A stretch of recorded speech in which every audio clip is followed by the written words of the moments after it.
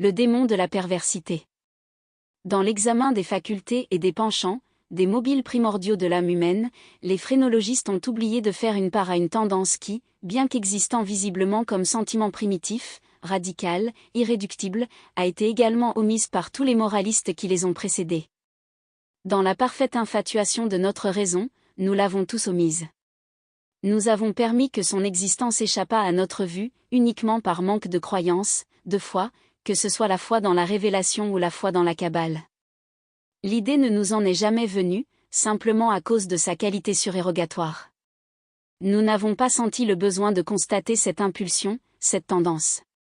Nous ne pouvions pas en concevoir la nécessité. Nous ne pouvions pas saisir la notion de ce primum mobile, et, quand même elle se serait introduite de force en nous, nous n'aurions jamais pu comprendre quel rôle il jouait dans l'économie des choses humaines, temporelles ou éternelles. Il est impossible de nier que la phrénologie et une bonne partie des sciences métaphysiques ont été brassées a priori. L'homme de la métaphysique ou de la logique, bien plutôt que l'homme de l'intelligence et de l'observation, prétend concevoir les desseins de Dieu, lui dicter des plans. Ayant ainsi approfondi à sa pleine satisfaction les intentions de Jéhovah, d'après ses dites intentions, il a bâti ses innombrables et capricieux systèmes. En matière de phrénologie, par exemple, nous avons d'abord établi, assez naturellement d'ailleurs, qu'il était dans les desseins de la divinité que l'homme mangeât. Puis nous avons assigné à l'homme un organe d'alimentivité, et cet organe est le fouet avec lequel Dieu contraint l'homme à manger, bon gré, mal gré. En second lieu, ayant décidé que c'était la volonté de Dieu que l'homme continue à son espèce, nous avons découvert tout de suite un organe d'amativité. Et ainsi ceux de la combativité, de l'idéalité, de la causalité, de la constructivité, bref, tout organe représentant un penchant, un sentiment moral ou une faculté de la pure intelligence. Et, dans cet emménagement des principes de l'action humaine, des spurtsémistes, à tort ou à raison, en partie ou en totalité, n'ont fait que suivre, en principe, les traces de leurs devanciers, déduisant et établissant chaque chose d'après la destinée préconçue de l'homme et prenant pour base les intentions de son Créateur. Il eût été plus sage, il eût été plus sûr de baser notre classification sur les actes que l'homme accomplit habituellement et ceux qu'il accomplit occasionnellement, toujours occasionnellement, plutôt que sur l'hypothèse que c'est la divinité elle-même qui les lui fait accomplir. Si nous ne pouvons pas comprendre Dieu dans ses œuvres visibles, comment donc le comprendrions-nous dans ses inconcevables pensées, qui appellent ses œuvres à la vie? Si nous ne pouvons le concevoir dans ses créatures objectives, comment le concevrons-nous dans ses modes inconditionnels et dans ses phases de création? L'induction a posteriori aurait conduit la phrénologie à admettre comme principe primitif et inné de l'action humaine un je ne sais quoi paradoxal, que nous nommerons perversité, faute d'un terme plus caractéristique. Dans le sens que j'y attache, c'est, en réalité, un mobile sans motif, un motif non motivé. Sous son influence, nous agissons sans but intelligible, ou, si cela apparaît comme une contradiction dans les termes, nous pouvons modifier la proposition jusqu'à dire que, sous son influence, nous agissons par la raison que nous ne le devrions pas. En théorie, il ne peut pas y avoir de raison plus déraisonnable, mais, en fait, il n'y en a pas de plus forte. Pour certains esprits, dans de certaines conditions, elle devient absolument irrésistible. Ma vie n'est pas une chose plus certaine pour moi que cette proposition, la certitude du péché ou de l'erreur inclus dans un acte quelconque est souvent l'unique force invincible qui nous pousse, et seule nous pousse à son accomplissement. Et cette tendance accablante à faire le mal pour l'amour du mal n'admettra aucune analyse, aucune résolution en éléments ultérieurs. C'est un mouvement radical, primitif, élémentaire. On dira, je m'y attends, que, si nous persistons dans certains actes parce que nous sentons que nous ne devrions pas y persister, notre conduite n'est qu'une modification de celle qui dérive ordinairement de la combativité phrénologique. Mais un simple coup d'œil suffira pour découvrir la fausseté de cette idée. La combativité phrénologique a pour cause d'existence la nécessité de la défense personnelle. Elle est notre sauvegarde contre l'injustice. Son principe regarde notre bien-être, et ainsi, en même temps qu'elle se développe, nous sentons s'exalter en nous le désir du bien-être.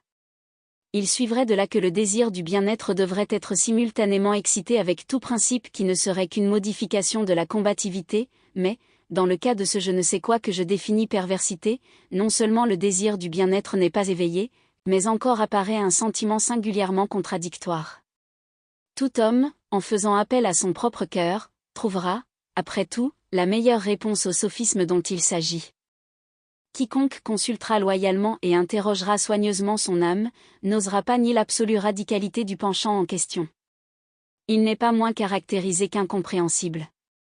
Il n'existe pas d'homme, par exemple, qui à un certain moment n'ait été dévoré d'un ardent désir de torturer son auditeur par des circonlocutions.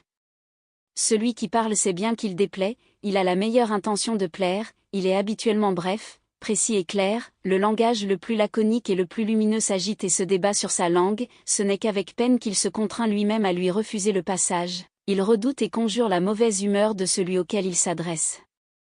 Cependant, cette pensée le frappe, que par certaines incises et parenthèses il pourrait engendrer cette colère. Cette simple pensée suffit. Le mouvement devient une velléité, la velléité se grossit en désir, le désir se change en un besoin irrésistible, et le besoin se satisfait, au profond regret et à la mortification du parleur, et au mépris de toutes les conséquences. Nous avons devant nous une tâche qu'il nous faut accomplir rapidement. Nous savons que tarder, c'est notre ruine. La plus importante crise de notre vie réclame avec la voix impérative d'une trompette l'action et l'énergie immédiate. Nous brûlons, nous sommes consumés de l'impatience de nous mettre à l'ouvrage, l'avant-goût d'un glorieux résultat met toute notre âme en feu. Il faut que cette besogne soit attaquée aujourd'hui, et cependant nous la renvoyons à demain, et pourquoi ? Il n'y a pas d'explication, si ce n'est que nous sentons que cela est pervers, servons-nous du mot sans comprendre le principe. Demain arrive, et en même temps une plus impatiente anxiété de faire notre devoir, mais avec ce surcroît d'anxiété arrive aussi un désir ardent, anonyme de différer encore, désir positivement terrible, parce que sa nature est impénétrable. Plus le temps fuit, plus ce désir gagne de force. Il n'y a plus qu'une heure pour l'action, cette heure est à nous. Nous tremblons par la violence du conflit qui s'agite en nous, de la bataille entre le positif et l'indéfini, entre la substance et l'ombre. Mais, si la lutte en est venue à ce point, c'est l'ombre qui l'emporte, nous nous débattons en vain. L'horloge sonne, et c'est le glas de notre bonheur. C'est en même temps pour l'ombre qui nous a si longtemps terrorisé le chant réveil matin, la Diane du coq victorieuse des fantômes. Elle s'envole, elle disparaît, nous sommes libres. La vieille énergie revient. Nous travaillerons maintenant. Hélas! Il est trop tard. Nous sommes sur le bord d'un précipice. Nous regardons dans l'abîme, nous éprouvons du malaise et du vertige. Notre premier mouvement est de reculer devant le danger. Inexplicablement nous restons. Peu à peu notre malaise, notre vertige, notre horreur, se confondent dans un sentiment nuageux et indéfinissable. Graduellement, insensiblement, ce nuage prend une forme, comme la vapeur de la bouteille d'où s'élevait le génie des 1001 nuits. Mais de notre nuage, sur le bord du précipice, s'élève, de plus en plus palpable, une forme 1000 fois plus terrible qu'aucun génie, qu'aucun démon des fables. Et cependant ce n'est qu'une pensée, mais une pensée effroyable, une pensée qui glace la moelle même de nos os, et les pénètre des féroces délices de son horreur. C'est simplement cette idée, quelles seraient nos sensations durant le parcours d'une chute faite d'une telle hauteur ? Et cette chute, cet anéantissement foudroyant, par la simple raison qu'ils impliquent la plus affreuse, la plus odieuse de toutes les plus affreuses et de toutes les plus odieuses images de mort et de souffrance qui se soient jamais présentées à notre imagination, par cette simple raison, nous les désirons alors plus ardemment. Et parce que notre jugement nous éloigne violemment du bord, à cause de cela même, nous nous en rapprochons plus impétueusement. Il n'est pas dans la nature de passion plus diaboliquement impatiente que celle d'un homme qui, frissonnant sur l'arête d'un précipice, rêve de s'y jeter. Se permettre, essayer de penser un instant seulement, c'est être inévitablement perdu, car la réflexion nous commande de nous en abstenir, et c'est à cause de cela même, dis-je, que nous ne le pouvons pas. S'il n'y a pas là un bras ami pour nous arrêter, ou si nous sommes incapables d'un soudain effort pour nous rejeter loin de l'abîme, nous nous élançons, nous sommes anéantis. Examinons ces actions et d'autres analogues, nous trouverons qu'elles résultent uniquement de l'esprit de perversité. Nous les perpétrons simplement à cause que nous sentons que nous ne le devrions pas. En deçà ou au-delà, il n'y a pas de principe intelligible, et nous pourrions, en vérité, considérer cette perversité comme une instigation directe de l'archidémon, s'il n'était pas reconnu que parfois elle sert à l'accomplissement du bien. Si je vous en ai dit aussi long, c'était pour répondre en quelque sorte à votre question, pour vous expliquer pourquoi je suis ici, pour avoir à vous montrer un semblant de cause quelconque qui motive ces fers que je porte et cette cellule de condamné que j'habite. Si je n'avais pas été si prolixe, ou vous ne m'auriez pas du tout compris, ou, comme la foule, vous m'auriez cru fou. Maintenant vous percevrez facilement que je suis une des victimes innombrables du démon de la perversité. Il est impossible qu'une action ait jamais été manigancée avec une plus parfaite délibération. Pendant des semaines, pendant des mois, je méditais sur les moyens d'assassinat. Je rejetais 1000 plans, parce que l'accomplissement de chacun impliquait une chance de révélation. À la longue, lisant un jour quelques mémoires français, je trouvai l'histoire d'une maladie presque mortelle qui arriva à Madame Pilot, par le fait d'une chandelle accidentellement empoisonnée. L'idée frappa soudainement mon imagination. Je savais que ma victime avait l'habitude de lire dans son lit, je savais aussi que sa chambre était petite et mal aérée. Mais je n'ai pas besoin de vous fatiguer de détails oiseux. Je ne vous raconterai pas les ruses faciles à l'aide desquelles je substituai, dans le bougeoir de sa chambre à coucher une bougie de ma composition à celle que j'y trouvais. Le matin, on trouva l'homme mort dans son lit, et le verdict du coroner fut « mort par la visitation de Dieu ». J'héritai de sa fortune, et tout alla pour le mieux pendant plusieurs années. L'idée d'une révélation n'entra pas une seule fois dans ma cervelle. Quant au reste de la fatale bougie, je les avais moi-même anéantis. Je n'avais pas laissé l'ombre d'un fil qui pût servir à me convaincre ou même me faire soupçonner du crime. On ne saurait concevoir quel magnifique sentiment de satisfaction s'élevait dans mon sein quand je réfléchissais sur mon absolue sécurité. Pendant une très longue période de temps, je m'accoutumais à me délecter dans ce sentiment. Il me donnait un plus réel plaisir que tous les bénéfices purement matériels résultant de mon crime. Mais à la longue arriva une époque à partir de laquelle le sentiment de plaisir se transforma, par une gradation presque imperceptible, en une pensée qui me hantait et me harassait. Elle me harassait parce qu'elle me hantait. À peine pouvais-je m'en délivrer pour un instant. C'est une chose tout à fait ordinaire que d'avoir les oreilles fatiguées, ou plutôt la mémoire obsédée par une espèce de tintouin, par le refrain d'une chanson vulgaire ou par quelques lambeaux insignifiants d'opéra. Et la torture ne sera pas moindre, si la chanson est bonne en elle-même ou si l'air d'opéra est estimable. C'est ainsi qu'à la fin je me surprenais sans cesse rêvant à ma sécurité, et répétant cette phrase à voix basse, « Je suis sauvé ». Un jour, tout en flânant dans les rues, je me surpris moi-même à murmurer, presque à haute voix, ces syllabes accoutumées. Dans un accès de pétulance, je les exprimais sous cette forme nouvelle, « Je suis sauvé, oui, pourvu que je ne sois pas assez sot pour confesser moi-même mon cas. » À peine avais-je prononcé ces paroles, que je sentis un froid de glace filtrer jusqu'à mon cœur. J'avais acquis quelque expérience de ces accès de perversité, et je me rappelais fort bien que dans aucun cas je n'avais su résister à ces victorieuses attaques.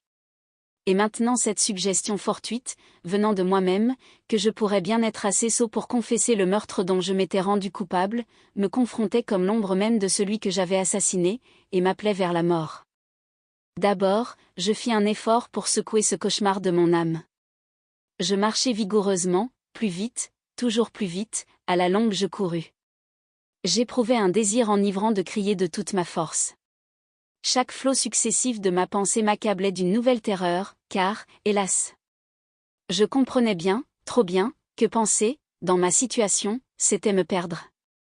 J'accélérai encore ma course, je bondissais comme un fou à travers les rues encombrées de monde.